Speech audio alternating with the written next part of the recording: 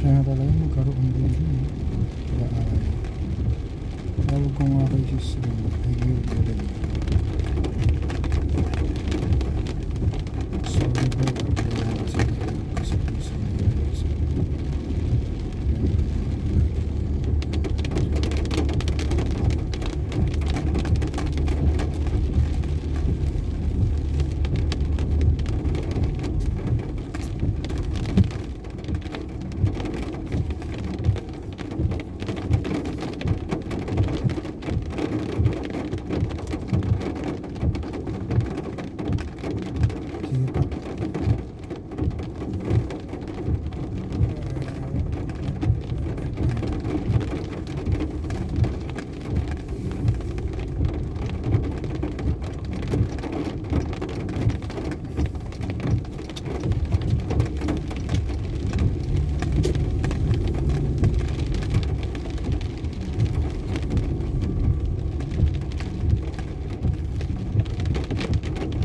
Si mama mo may portion nakakaawa sa paniniwala sa bunag. Akalain sabihin niya na yung espiritu daw ng Diyos yung banal na espiritu tinanggap na rin dito sa bunag. Yung mali nga yun. Ayaw ko naman makipaghaba ng usap eh. Sabi niya, ibig sabihin nung nasa bunag ko, hindi ko tinanggap ang espiritu. Sabi niya yun.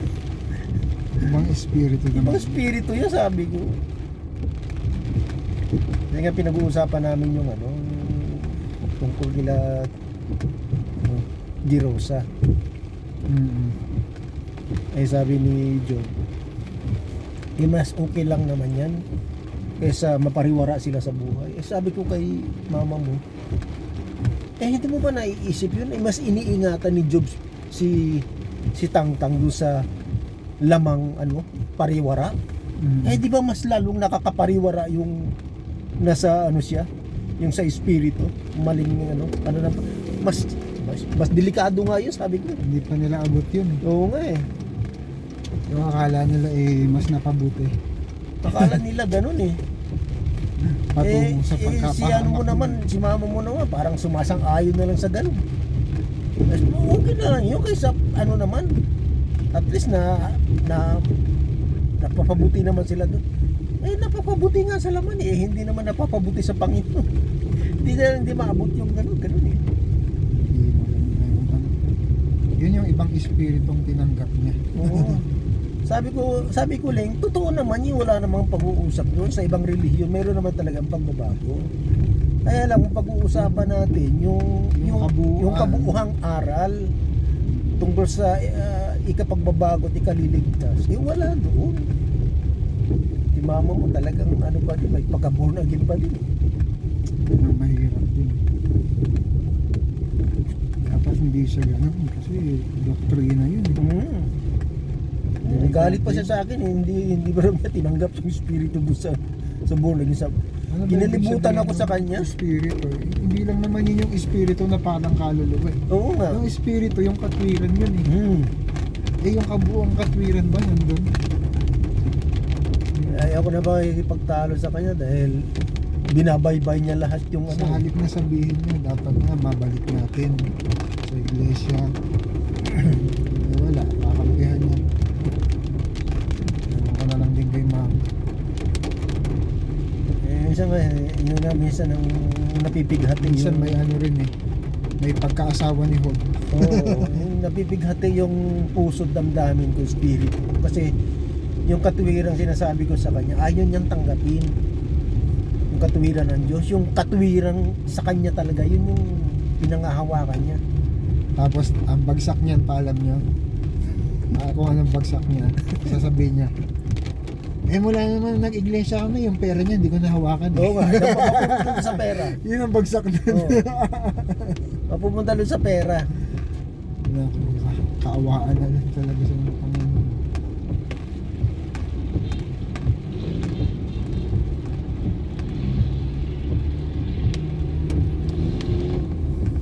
Sabi ko nga, minsan iniisip ko nga pagka pera pag-uusapan hindi niya nakakalimutan Minsan yung Ang dami niyang alam pero walang alam. Nakakaawa naman yun.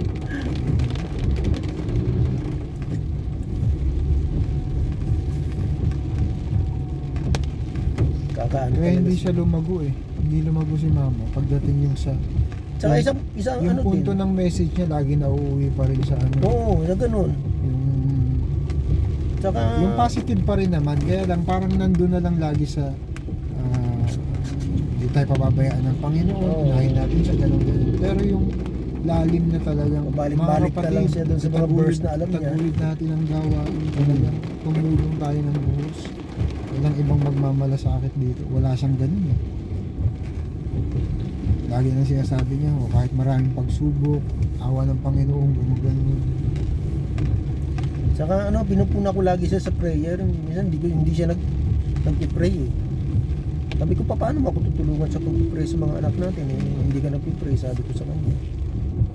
Hindi pray. Hindi nagpi-pray, binibilang yan. Sabi niya, nagpi-pray naman ako sa kubeta, nagpi-pray naman ako. Ano nagpi-pray sa kubeta? Bakit sa kubeta? Eh, mayroon naman dami-dami nating kwarto. Tulad din minsan kung hindi nyo yung papagkaan. Wow, gumigising, dire-diretso na lang. Oo, hindi nagpi-pray yun. muna. Hindi nagpi-pray yun. Bago Maski sa gabi. Sa gabi. Na ano oo. ko, sabi ko nag-pray ka na ba? Sabi ako doon sa may nabis, nag-pray na ako. Mama mo talaga. Dapat yun.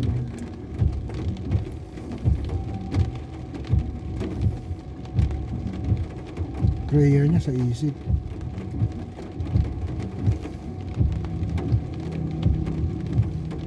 Kasi minsan nag-impact sa kay Barbino yung kailangan ipanalangin yung mga ano, mga anak. Sabi ko sa kanya, paano Link? Tutulungan, hindi mo ako tinutulungan eh. Sabi nga doon sa paksa eh. Pag-pray yung mga anak, hindi ka naman nagpipray. Hindi, nagpipray ako. Dapat nga eh. Katulad si Sis Ena, sa Sabad Andy. MWF yun, saka Pilya. Talagang may panata sila. Dapat nga ganun sa ano. Dapat din mami, hindi mo kayo sa talagang ano.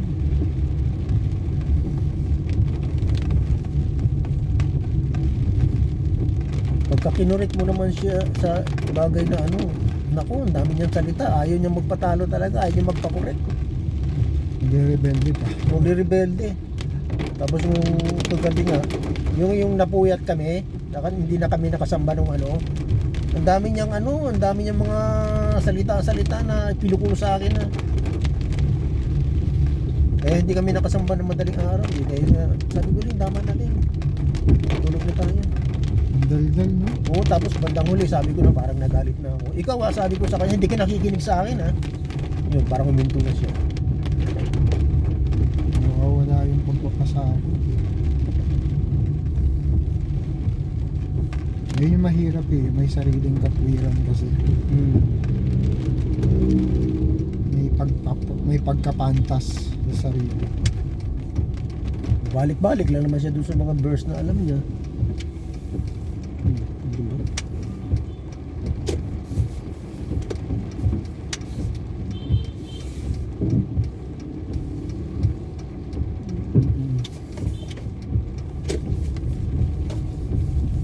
Ngayon hindi na nga nag-grow.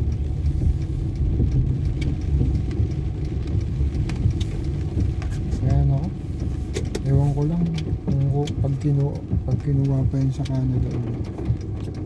Yan ang worry ko doon. Diba? Kasi Sasamba yun dun eh. sigurado yan, hindi ano yan. Hindi mapipigilan yan. Ay, bahala siya. Tapos nga ako nga rin parang nagpasya na kasi tumawag sa akin nung Ginawa nakaraan niya, eh. walang magulang. Tumawag sa akin yung boss ko, ano, ready ka na ba? Kaya parang nagpasya ako nung, alam mo yung paksa nung ano, nung sa pre-habit, Ako? doon ako nagpasya. Ano Yung tungkol sa karapatan okay. na kailangang ingatan. Kasi bago dumating yung paksang yung Brad BJ, merong isang mabigat na nararamdaman ako na parang ipinadama sa akin ng Diyos na pag bumalik ka doon, baka kasi siyempre yung sitwasyon doon, mapipighati ka lang sa espiritu, hindi ka na magiging masaya sa espiritu. Magpapao na ng Oo, na spirito baka mamaya yung yung puntong kaba yun, nyo, ganun. o yung kaba ko, baka mamaya mapahamak ako doon. Oo. Kaya yung paksa tungkol doon sa karapatan, parang yun ang pumigil sa akin, ginamit ng Diyos na parang huwag ka nang tumuloy. Kikita ka nga doon, yung pupunta ko lang, pera lang naman talaga. Parang nagpasya ako na ayaw ko nang tumuloy sa Canada. Dito naman mabubuhay din naman tayo, pagpapalain din ng Panginoon. Hindi naman tayo yung hirap na hirap. Tapos siniro ko yung mama mo, ayaw, yung dama ko sa kanya, ayaw niya eh. Ayaw Gusto pumayag. na mag-abroad, magkanon doon. Para daw, relax na lang daw. Wala sa isip yung ano. Nasa laman pa din ba? Ano tayo mo? Yung bag mo nandito. Papak ko doon sa buwa. Iwan ko na lang ulit pa yung Bible. Oo. Iwan ko nga ba? Hindi kasi minsan pinaglalaroan dyan yan eh. Pinaglalaroan yan eh. Daling ko muna sa ano.